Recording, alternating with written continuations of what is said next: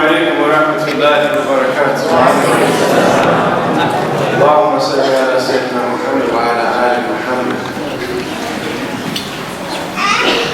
The greatest of all creation, attaining the highest station, the personification of the final revelation. The weight he shouldered, the mountains would have crumbled. The mountains would have crumbled too. The most humble, Alameen, I wish I could hold your hand, kiss it like the black stone of Kaaba. You rode into Mecca with your head bowed. Right. Those who persecuted you and all of your Sahaba you forgave, so they could be saved. Never in anyone who walked this earth has there been a heart softer, yet so brave. Whether marching in the battlefield, feeding the poor, or meditating in the cave. I wish I could be the dirt beneath your sand. You're a candle in the darkness, a spark that's never extinguished, never relinquished. They never could sink this ark, the purest heart, the purest heart. I wish I could catch the water that dripped from you. Wish I could have been in Uhud and take that hit for you. How blessed are the companions that sit with you. I close my eyes, my body trembles as I picture you. My throat swells, my eyes are wet. Not being with you in the afterlife, that's heaven. We are your own. Here we are in this dunya. Ya Rasulullah, we try our best to follow you. I'll never let you from my heart. On the Isra and Miraj as you travel through the stars, and Jibreel left your side, you couldn't travel that far. I would have grabbed your cloak until I burned and dissolved. I bear witness, you have delivered the message. Peace and blessings upon your essence. I bear witness, you have delivered the message. Peace and blessings upon your essence. We bear witness, you have delivered the message. Peace and blessings upon your essence. Alhamdulillah.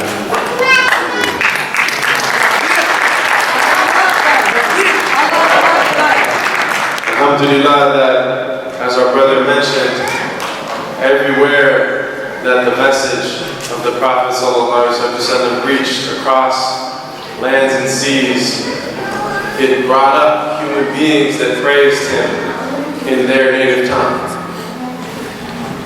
Not only Arabic, but Persian, Urdu, Wolof, Turkish, Punjabi, we could go on and on. The many languages that became Islamic languages of praise. And we pray, and it's an obligation for us, that English becomes an Islamic language of praise, inshallah. I just wanted to share an important story about that. The Prophet ﷺ loved poetry, and he had many poets. And in fact, Martin Links mentioned that Allah chose to reveal the final revelation to a tribe of warrior poets. And one of the great poets in the time of the Prophet ﷺ was Ka'b ibn Zuhayr.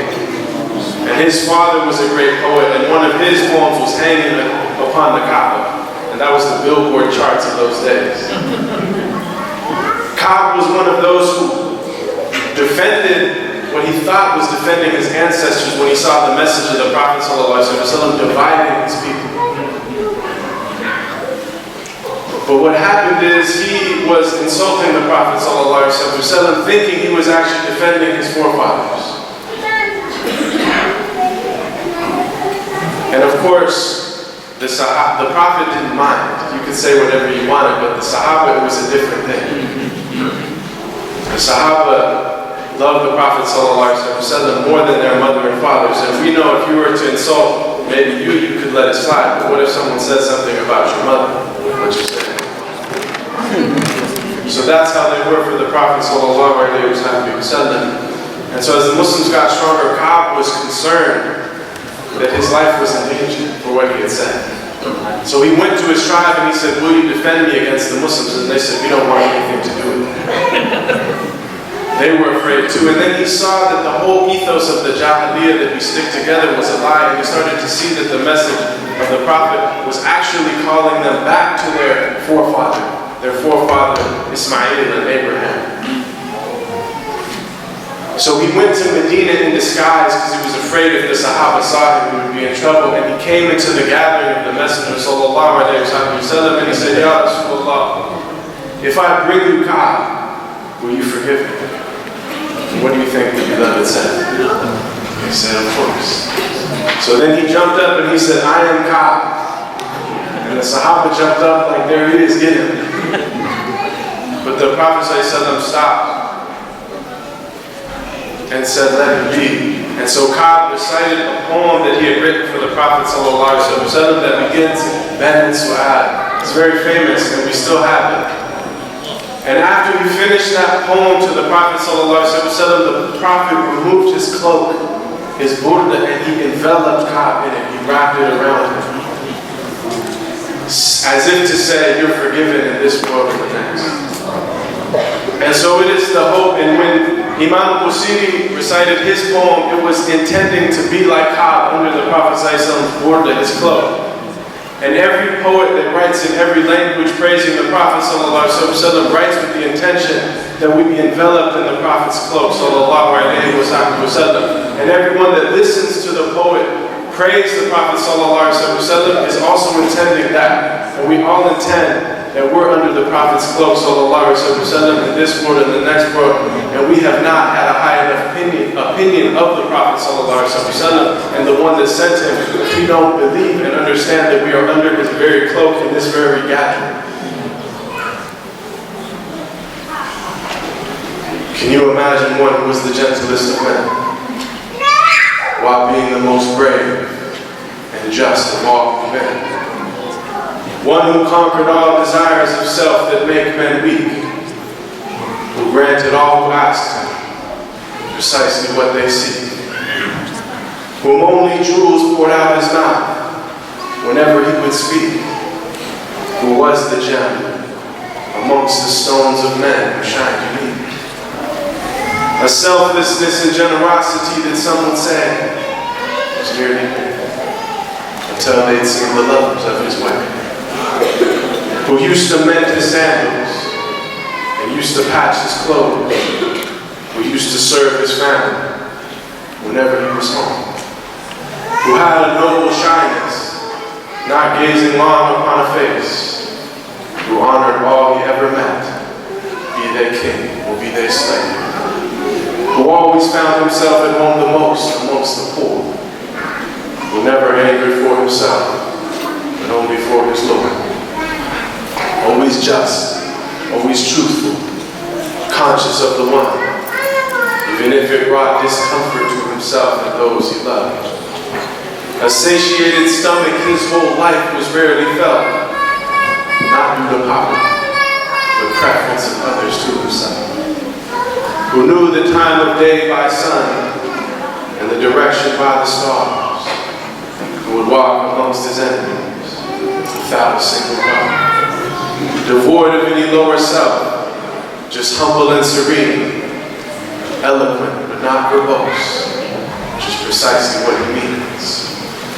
Whom all within his company felt light and sacred cheer, whom there was not a thing in creation that he feared, who loved to play with children and run races with his wives, who would join the festivities and honor customs of all tribes. When people yelled and lost their cool around him, he was calm, or asked forgiveness for his enemies, even as they did him wrong. Who kept a goat he'd milk himself for people in his house, whose wives, when asked about him, said he was the perfect spouse. Who never looked down on a pauper, or flattered once a prince, but called every soul unto the one without even a flinch. Every single gorgeous trait of character he had, of noble lineage, yet he was the orphan of his clan. One imbued with wisdom and piercing inner sight, yet he was the unlettered one, who would neither read nor write. All knowledge and trait of character unflawed were placed inside his very being, directly by Allah. The way to salvation and triumph after death, to detachment and joy in life with each and every breath. To walk the righteous path and never falter, come what may. And may Allah give us success in following his way. They call him El-Amin, the trustworthy, the honest. And we call him beloved, our master.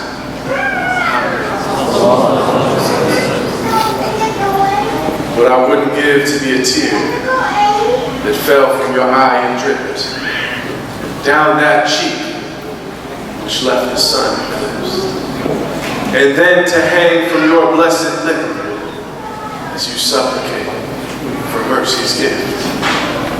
A tear that fell into your cup and mixed with the water you slowly sipped, to be consumed and swallowed slow.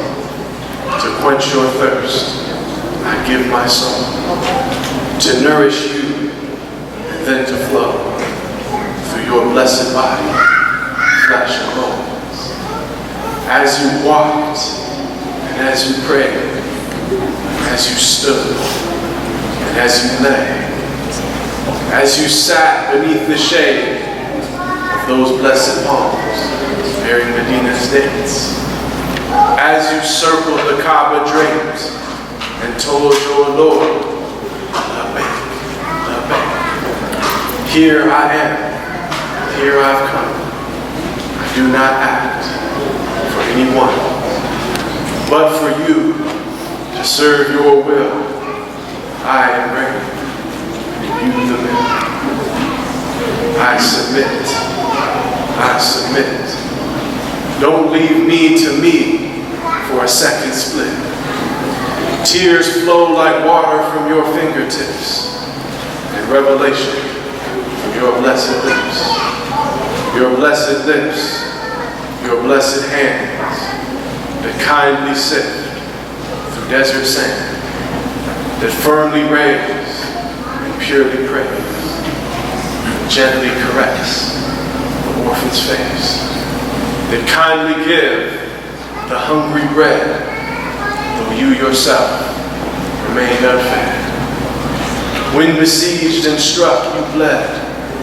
A single drop turns the canvas red.